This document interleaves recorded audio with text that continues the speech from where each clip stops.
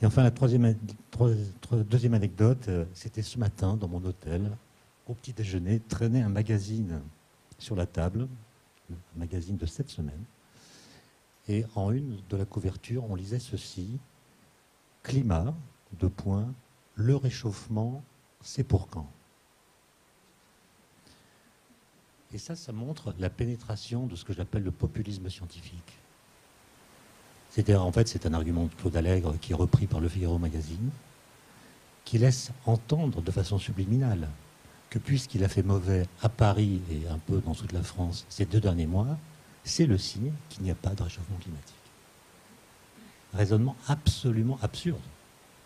D'accord? Parce que l'atmosphère terrestre, ce n'est pas la France. C'est un peu comme si on confondait une mesure ponctuelle avec une valeur moyenne.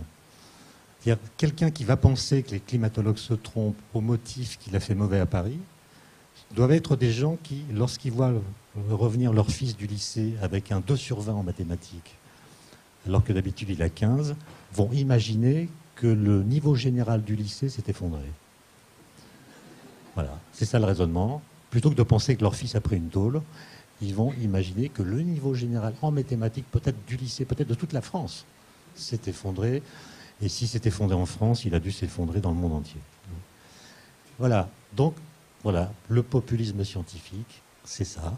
C'est-à-dire qu'on utilise des arguments de bon sens pour critiquer le discours des scientifiques, alors que, comme vous le savez bien, la science moderne, celle qui commence avec Galilée pour ce qui est de la physique, elle commence par lutter et même contredire le bon sens.